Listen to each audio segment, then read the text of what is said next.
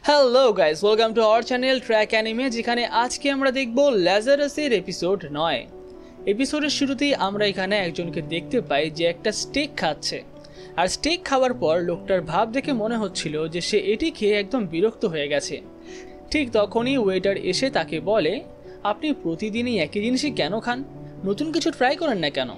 এতে লোকটা উত্তর দেয়, এখন আমার শরীরে প্রচুর প্রোটিনের দরকার, তাই আমাকে প্রতিদিন এটা খেতেই হবে, যাতে কোনো আসন্ন বিপদের জন্য আমি প্রস্তুত থাকতে পারি। বুঝতে পেরেছ? পরের দৃশ্যে আমরা তাকে রাস্তায় হাঁটতে দেখি আর লক্ষ্য করি যে সে ফুটপাথ দিয়ে হাঁটছে। আর তখন তার সামনে কিছু গুন্ডা কয়েকজন নিরীহ মানুষকে মারধর করছে, কিন্তু লোকটা কিছুই করে না, শুধু হাঁটতেই থাকে। এমনকি যে লোকটার হাতে বন্দুক ছিল সে যখন এই লোকটার দিকে তাকায় তখন তার হাত থেকেও বন্দুকটা নিচে পড়ে যায়। এটা কেন তা আমরা জানি না, তবে পরের দৃশ্যে পুলিশ এই গুন্ডাদেরকে গ্রেফতার করে নিয়ে যায়, কিন্তু এই লোকটার তাতেও কোনো ভ্রুক্ষেপই হয় না। সিন পরিবর্তন হয় আর আমরা দেখি অ্যাবেলের অফিসে সেই মেয়েটি কিছু বলতে এসেছে। সে থেকে জানাতে এসেছে যে আজ তাদের মিটিং আছে, তাই অ্যাবেলকে প্রস্তুত থাকতে হবে। অ্যাবেল বলে সে জানে। মেয়েটি জিজ্ঞাসা করে, তুমি নার্ভাসই পড়োনি তো? মেয়েটি বলে, তুমি তো সত্যিই একজন হাঁটতে ফিরতে এআই, তোমার মধ্যে কোনো ইমোশনই নেই। এর পরের দৃশ্যে আমরা ল্যাজারাস ক্ল্যানের সেই গোপন বেসে পৌঁছাই, যেখানে ক্রিসের ফাইনালি এখন জ্ঞান ফিরে আসে। ক্রিসের পাশে এলেনা বসে থাকে, যে তাকে বলে, তোমার না একটু বিশ্রাম নেওয়া উচিত।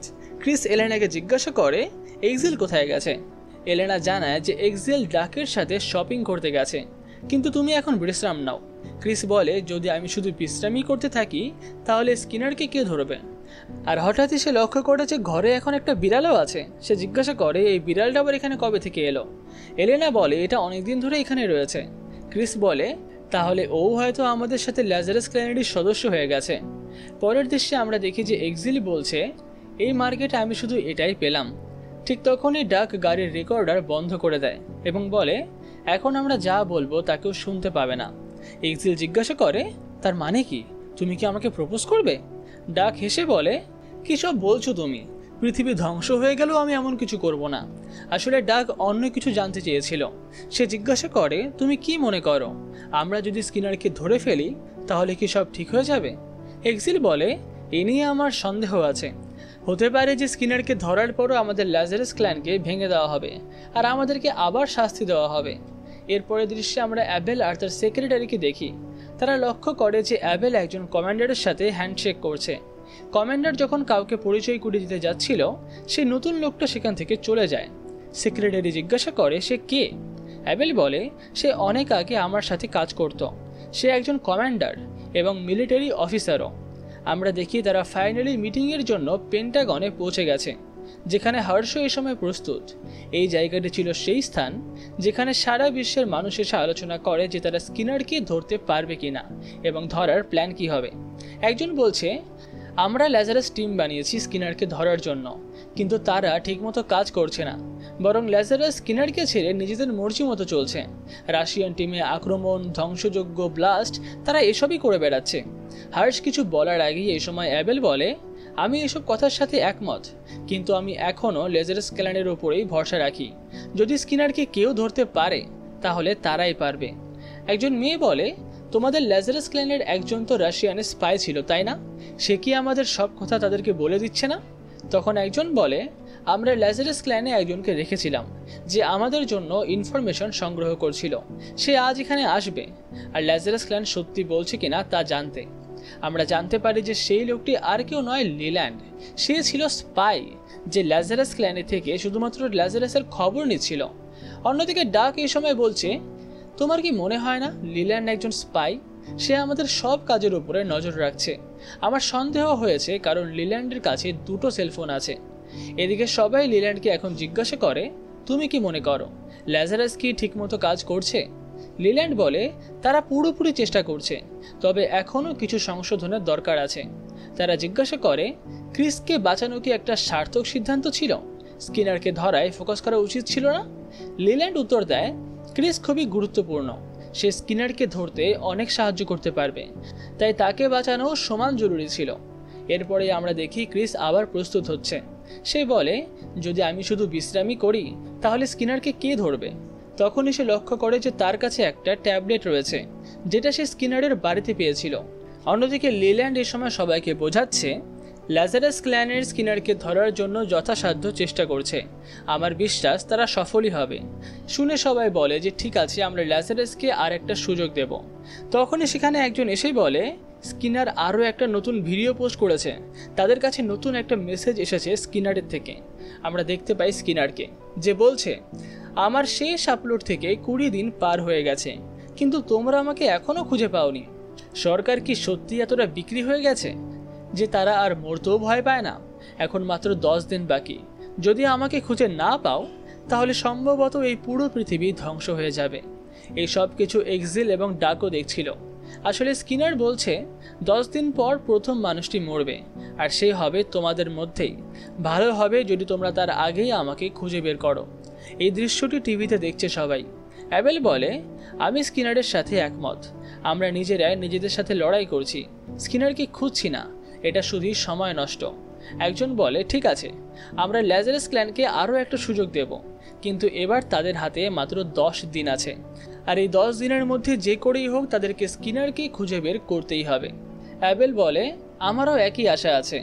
পরের দৃশ্যে আমরা দুজন অজানা লোককে দেখি, যারা কথা বলছে কিভাবে একজন হ্যাকার অ্যাবেলের পুরো অতীত মুছে দিয়েছে, এমনকি সে প্রিজনে কেন গিয়েছিল সেই ডেটাও আমাদের কাছে এখন আর নেই। একজন বলে অ্যাবেল খুবই ধারালো, সে চায় না যে তার টিমে অর্থাৎ ল্যাজারাস ক্ল্যানে যারা কাজ করছে তাদের ব্যাক স্টোরি কেউ জানুক। কিন্তু আমার এখনও সন্দেহ আছে, আমরা যে ঘোস্ট নামের লোকটিকে খুঁজছি তাকে পাবো কিনা। সিন শিফট হয় এবং আমরা দেখি যে লিল্যান্ড শেষমেশ তাদের কাছে আসে, আর হার্স তাকে বলে আমার তো একেবারে ভয় হয়ে গেছিল যে তুমি আমাদের সাথে বিশ্বাসঘাতকতা করছো কিনা, একসময় তো আমি তোমাকে মারতেই প্রস্তুত হয়েছিলাম। লিল্যান্ড বলে আমাকে ক্ষমা করো, আর অ্যাবেল বলে লিল্যান্ড আমাদের সাথে বিশ্বাসঘাতকতা করবে এটা একদমই অসম্ভব, কারণ তার বাবা আর আমি বহু বছরের বন্ধু। অন্যদিকে একজন ফোনে কাউকে বলে তাহলে ডিল কনফার্ম, তাই তো? আমি তোমাদের জন্য কাজ করতে রাজি, তাহলে বলো আমাকে কোথায় পৌঁছাতে হবে। সিন আবার শিফট হয় এবং আমরা দেখতে পাই ল্যাজারাসের দৃশ্য। লিল্যান্ডকে এখনও সেখানে দেখা যাচ্ছে না, আর ক্রিসও এই সময় বেশ জখম, তাই তারা আলোচনা করছিল যে তাদের পরবর্তী পদক্ষেপ কি হবে। এই সময় কথা ওঠে যে তারা স্কিনারের ভিডিওটা দেখেছে কিনা। তারা বলে যে ভিডিওটি তারা দেখেছে, কিন্তু স্কিনারের প্ল্যান যে কি সেটা এখনো বোঝা যাচ্ছে না। এই সময় ক্রিস সেই ড্রাগটি মানে সেই ট্যাবলেটটি ডাককে দেয়, যেটা সে স্কিনারের বাড়িতে পেয়েছিল। সে জিজ্ঞাসা করে তুমি কি এটার বিষয়ে কিছু জানো? ডাক বলে এটা তুমি স্কিনারের বাড়িতে পেয়েছিলে, তাহলে তুমি আমাকে এটা আগে দাওনি কেন? ক্রিস বলে আমার মনেই ছিল না, আমি ভুলেই গেছিলাম। লিল্যান্ডও এই সময় সেখানে আসে এবং তাদের সবাইকে একসাথে কাজ করতে দেখে তার খারাপই লাগে। তার মনে হয় যে সে যেন তাদের সঙ্গে বিশ্বাসঘাতকতা করছে। এরপরে আমরা আবার সেই এজেন্টটিকে দেখি, যে সেই দুজনের কাছে যায় আর বলে আমি আমার পরিচয়টা গোপন রাখবো, তোমরা যা চাও আমি করে দেব, কিন্তু তার জন্য আমার $30 মিলিয়ন লাগবে। আর এটা শুনে ওই দুজন হতবাক হয়ে যায়। তারা বলে সত্যি? আর সেটাও তখন যখন আমরা এমন কাউকে দিয়ে কাজ করাচ্ছি যাকে আমাদের ঘোস্ট বলতে হয়। সে বলে তাহলে তোমরা কি আমার দক্ষতা পরীক্ষা করতে চাও? ঠিক আছে, আমি প্রমাণ করে দেব যে আমি মানে ঘোস্ট কতটা সক্ষম। সে বলে আমার কার্ডের পেছনে দেখো লোকেশন দেওয়া আছে, সেখানে পৌঁছাও, আমি সব দেখিয়ে দেব। কার্ডের পেছনে সত্যি একটা কিউআর কোড থাকে, যেটা হয়তো কোনো লোকেশন। পরের দৃশ্যে আমরা দেখি কিছু মিলিটারি সৈন্যকে যারা সেই লোকেশনে যাচ্ছে। তারা কথা বলছে যে একজন লোক কিভাবে আমাদের সবাইকে হারাতে পারে, সে তো একেবারেই বোকা। কিন্তু যখন তারা সেই লোকটিকে দেখে তারা বুঝতে পারে যে সে চাইনিজ এবং চীনা ভাষায় কথা বলছে। তাদের হেলিকপ্টার আসতে দেখে সে প্রস্তুত হয়ে যায়। সৈন্যরা ভেতরে ঢোকার সাথে সাথেই অজানা আক্রমণের শিকার হয়। ছায়া থেকে কেউ তাদের উপর গুলি চালাচ্ছে, তারা জবাব দেয়, কিন্তু অচেনা সেই লোকটি তাদেরকে নিষ্ঠুরভাবে হত্যা করে। শেষ সৈন্য বেঁচে থাকলে সে তাকেও নির্মমভাবে মেরে ফেলে। আর কিছুক্ষণ পর যখন হেলিকপ্টার থেকে কমান্ডার নিচে আসে, সে দেখে যে সব সৈন্য মারা গেছে। তখন সেই স্পাই এসে তাকে বলে আমি বলেছিলাম পরীক্ষা নিতে, এখন বুঝতে পেরেছ আমি কোন কাজের জন্য পারফেক্ট? মেন কমান্ডার তাকে কল করে জিজ্ঞাসা করে কি অবস্থা, আর স্পাই এখন ফেস ক্যামের মৃতদেহগুলোকে দেখায়। কমান্ডার হতবাক হয়ে বলে এই লোকটা সত্যিই খুবই শক্তিশালী। তাই সে এখন ঘোস্টকে বলে আমি মেনে নিলাম, তুমি পরীক্ষায় পাশ করেছো, আর এটা হলো তোমার টার্গেট। আর এই বলেই সে ঘোস্টকে একটা ছবি পাঠিয়ে দেয়, আর এই ছবিটা হলো এক্সেলের।